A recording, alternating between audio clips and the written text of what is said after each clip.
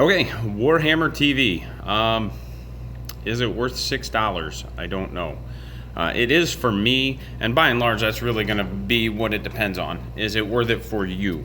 It is for me because as a TO, I use the app very frequently. I have discounted books to people in order to keep digital codes, so that I have access to rules at a quick, like instantaneous access to rules. That way, if there's a rule dispute or anything, and I need to verify it or look it up, I have access to the codex rules and everything else. So it's been invaluable at tournaments. So I'm already paying the $3 for that. So in addition to that $3, like getting $3 a month for access to the Age of Sigmar app when it launches next month, and the exclusive content on Warhammer TV, like, yeah, sure, okay. Let's talk about that exclusive content right now, though.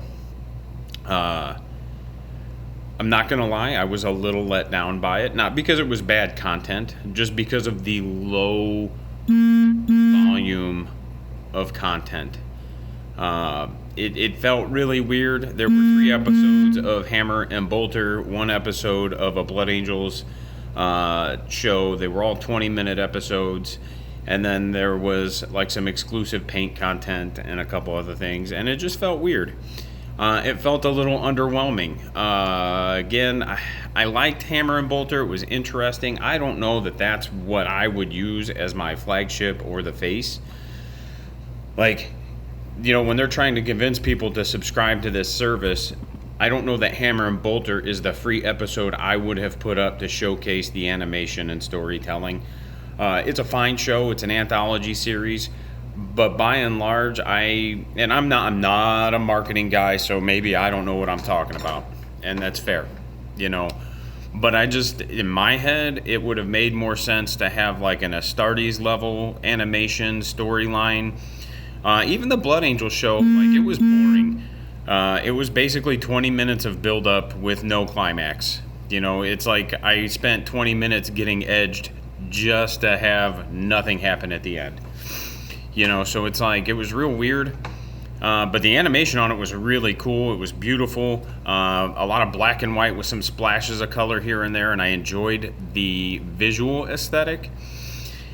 But like I said, from a purely entertainment aspect, like, it was kind of boring. But even that, I feel like would have been a better showcase for what you have in store, because that's going to be a much more story-driven show. And that's, I think, what most people who are into 40K and want to see the shows, that's what they want. You know, I think they want more story-driven stuff. Don't get me wrong, like the episode of Hammer and Bolter was okay that they released. Like, it was not my favorite or least favorite. It was okay. It was kind of cool to hear it from an orc perspective, and it was kind of interesting that it was about Yarick. But by and large, it was a motion comic. And for those that don't know, motion comics are not quite animations, but they're not quite audiobook versions of comics. They're somewhere in the middle. There was a pretty cool X-Men motion comic. I think it was on Hulu for a bit. Joss Whedon did it. Really well voice acted. The animation was just like, it was okay. You know, the animation wasn't the point. The point was the story. So, I mean, again, like, that's what it felt like. It felt like a motion comic, and that's fine. I don't mind it. I'll watch motion comics. But it just, again, it felt weird that effectively a motion comic is what they used as their, like, come subscribe to this. A disjointed motion comic that doesn't have a cohesive storyline. Now, it'll be interesting to see if some of them do tie together.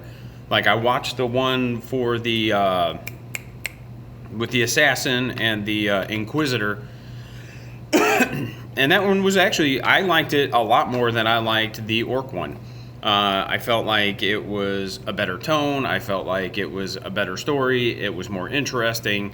The animation's still a little weird and off-putting because, again, it's a motion comic more than it's a cartoon. But by and large, like, it was a better episode, a better story, and it was left open enough at the end that it could have, like, been picked up later. So it'll be interesting to see if, like, later on you see another episode tie into that episode. But by and large, like I said, I felt like everything was some odd choices. Like, here's one episode of a episodic story-based show in the Blood Angels one. I forget what it's called, but I think the episode was called Blood and Duty.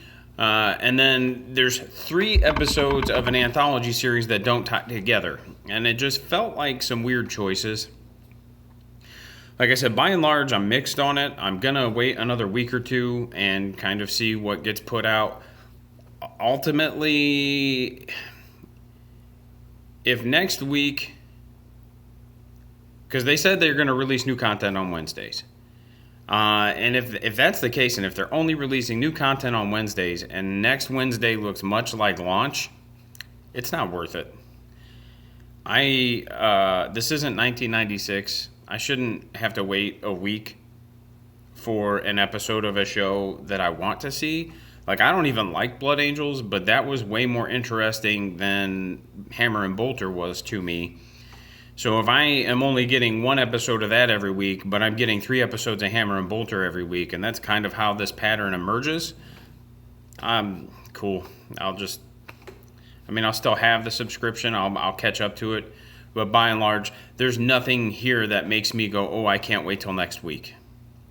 And again, I think that goes back to the weird choices for launch and for showcasing what's supposed to be on it. Like I said, Hammer and Bolter is a fine show. There's nothing wrong with it. I just feel like that's not the show that should have showcased what Warhammer TV could have had. You've got so much potential. A series about the Horus Heresy would have been an awesome way to showcase it, even if it was done in the style of Hammer and Bolter. Like a motion comic that details the Horus Heresy, I feel like would have pulled a lot more people in than a bunch of anthology episodes. But again, like, I'm not a marketing guy. I'm just a dude who likes the game and who has read some of the books. And, by and large, like, I'm more of a game fan than I am a lore fan. So maybe that's the perspective that I'm showing, and that's my bias. But that's just kind of how I feel. Outside of that, I don't think there's anything else to update. By and large, like I said, is it worth it? It's okay. It's not amazing. It's not amazing. Like, it's very average. Is it the worst $6 I've ever spent in my life? Absolutely not. But if the content continues to remain the way it is, where it's just like slowly trickling out, like largely disappointing episodes, it won't be worth it. If they do kick out more content a little faster, okay. I can, and a good example of that is, like, I can get on Hulu and watch like billions of different shows. And I understand that that's Hulu and they're accessing multiple companies. But even Disney Plus, and again, Disney's been around for a long time, so I get that as well. But I almost feel like it would have been better off if they'd have just said, here's a whole series. And then next week, here's a whole series. And then next week, here's a whole series. And maybe they just don't have that content made yet. I don't know. But from my perspective, that's what I see. Take it for what you want. Like I said, the animation is on Hammer and Bolter, but by and large, the stories are interesting. So it's not a make or break. It's a good thing to throw on while you're painting. That's how I would describe that. So, Teespring in the link below. Buy you some t-shirts. Got that Balls of Steel for you Blood Angels players out there. Outside of that, I'm going to be working on some more once my internet company decides to get their thumb out of their dirt box and get that stuff fixed. After this current contract is up, I am not going to have their services anymore. So, all right, guys, thanks a lot. Bye.